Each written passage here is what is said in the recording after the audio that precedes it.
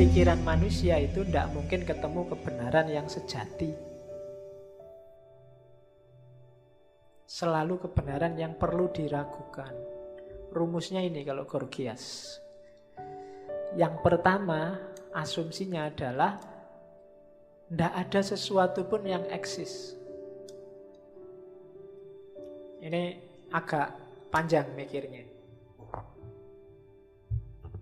Kacamata, ini argumennya dua, dari eksisten sama non-eksisten. Contohnya begini, kacamata ini menurutmu eksis kan?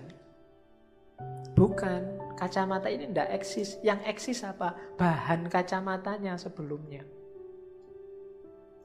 Ya kan? Cuma dia dibentuk saja jadi kacamata. Berarti apa? Kacamata itu tidak eksis. Yang eksis bahannya.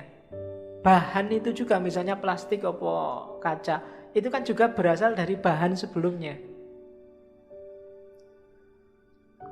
Kalau ditarik terus dari bahan, tidak akan ada ujungnya.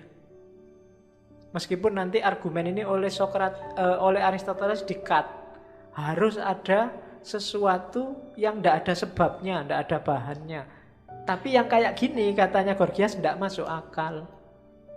Apa ada sesuatu yang tidak ada bahannya? Tiba-tiba muncul kayak sulap itu, ting, tidak mungkin. Lah terus mana yang benar-benar eksis itu? Itu argumennya Gorgias. Jadi kacamata ini tidak eksis. Yang eksis itu plastiknya sama kacanya. Tapi plastik sama kaca juga dia tidak eksis. Dia entah kaca itu bahannya apa lah. Plastik juga bahannya apa. Mungkin tanaman karet, tanaman dan seterusnya. Cuma dia juga tidak eksis. Dia ada bahan sebelumnya terus. Berarti kan mundur terus ke belakang. Ujungnya di mana? Tidak tahu. Kalau tidak ada ujungnya ya berarti yang eksis itu tidak jelas sebenarnya. Ataukah ada non-eksisten? Kayak Aristoteles, ada sesuatu yang muncul tanpa ada sebabnya. Meskipun dia menyebutnya inilah sebab pertama. Tapi katanya Gorgias, ya tidak masuk akal. Akal susah menangkap ada sesuatu yang muncul tanpa ada pendahuluannya. Nah, misalnya seandainya itu dianggap Tuhan ya agak susah ya. Kira-kira Tuhan bahannya apa ya? Nah itu kan susah nih mikirnya.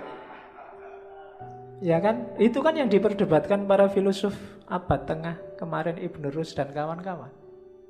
Kalau di Aristoteles kan ketemunya yang potensi itu. Tapi itu dipertanyakan oleh Gorgias. Faktanya tidak masuk akal. Jadi asumsi dia pertama tidak ada sesuatu yang eksis.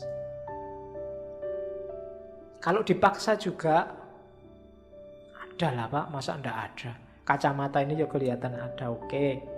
Seandainya ada sesuatu yang eksis itu, dia tidak akan bisa diketahui. Ya kayak kacamata ini tadi kan, kayak laptop ini tadi, kayak teh ini tadi. Anggap aja teh itu benar ada. Tapi apakah teh itu? Pengetahuan kita tentang teh ternyata juga macam-macam. Isi kepala kita beragam. Jadi kalau seandainya kamu tidak Pak, ada Pak yang benar-benar eksis, oke. Tapi seandainya ada yang benar-benar eksis, tidak akan bisa diketahui. Kenapa? Ya karena kita terbatas oleh persepsi kita masing-masing. Kebenaran pastinya jadinya tidak pasti, tidak ada. Selalu kacamata menurutku, kacamata menurutmu, dan seterusnya. Kalau kamu masih ngeyel, ya bisa lah Pak. Meskipun mungkin beda dikit-dikit ya pendapat kita tentang kacamata ini ya mungkin sama. Oke, seandainya kamu ngeyel begitu katanya Gorgias, kalaupun dapat diketahui, tidak akan dapat dikomunikasikan. Ketika tak coba mengkomunikasikan, gini loh menurutku kacamata itu bla bla bla bla. Yang saya sampaikan ini, kemudian kamu tangkap, itu pasti beda antara mauku sama penangkapanmu. Saya ngaji sejak awal tadi, sejak jam 8 sampai sekarang, setiap kepala menangkapnya pasti beda-beda. Jadi Tidak ada yang sejati. Jadi tidak ada sesuatu yang eksis. Kalau kamu bantah ada Pak, oke. Seandainya ada yang eksis, nggak akan bisa diketahui. Ya bisa saja Pak. Seandainya bisa, nggak akan bisa dikomunikasikan. Ini bantai susah sudah. Karena begitu dikomunikasikan, kamu juga harus pakai bahasa, pakai konteks yang sama, pakai konotasi yang sama, dan itu susah setiap orang. Ya bahasa juga begitu kan. Mbok kamu di sini ngomong Madura, yang ndak Madura ndak akan paham. Sudah beragam, sama-sama paham, konotasinya beda jadi beda. Ngomong sama simbahmu yang ndak ngerti perkembangan musik terbaru, Mbah, buka sidik jos yo Mbah. Apa buka sidik jos itu? Ini ndak paham dia. Karena ndak ngikuti, konteksnya beda. Jadi komunikasi itu begitu. Jadi seandainya sesuatu itu ada, dia tidak akan susah diketahui. Tapi kalau dipaksa, bisa Pak diketahui, akan susah dikomunikasikan. Jadi kesimpulannya, ini tadi, skeptis. Penjelasanmu tentang realitas itu kan versimu. Pengetahuanmu kan hasil pencerapanmu. Yang kamu katakan itu kan versimu juga. Yang lain mungkin berbeda. Oke, itu Gorgias. Terus Gorgias ya dasarnya adalah pluralitas. Ternyata pemahaman itu macam-macam. Oleh karena itu tidak perlu capek-capek nyari kebenaran sejati. Yang harus kamu cari apa? Kamu butuh kebenaran yang gimana sekarang? Segala versinya ada. Kamu pengen kebenaran bahwa menikah itu menyusahkan hidup, tinggal kamu bikin argumennya ada. Kamu pengen bikin argumen bahwa nikah itu penting loh. Kalau bisa segera, tidak usah nunggu 25. Karena begitu kamu telat bahaya. Misalnya, loh itu argumennya juga bisa. Tradisi agama tertentu, mungkin ada yang kasta tertentu jangan sampai nikah, mereka juga punya argumen kuat. Bahkan ada budaya tertentu di masa lalu yang anak-anaknya yang perempuan dikubur hidup-hidup. Mereka juga punya argumen kuat. Saya baru baca di mana itu tradisi Arab mengubur anak perempuan kecil itu ada dasar sosiologi antropologinya. Karena zaman itu perempuan itu memang derajatnya rendah. Kehidupannya suku. Dalam kehidupan suku, perempuan ini kayak komoditas. Kalau kalah perang dia ditransfer jadi rampasan kayak barang. Bahkan zaman itu perempuan ini jadi simbol. Kayak kamu punya mobil. Semakin banyak mobil status sosialmu naik. Zaman itu semakin banyak koleksi perempuannya, status sosialnya juga naik. Kalau perang, mereka tidak bisa bantu, harus dilindungi. Ya, terus kalau kalah perang, mereka nasibnya sengsara sekali.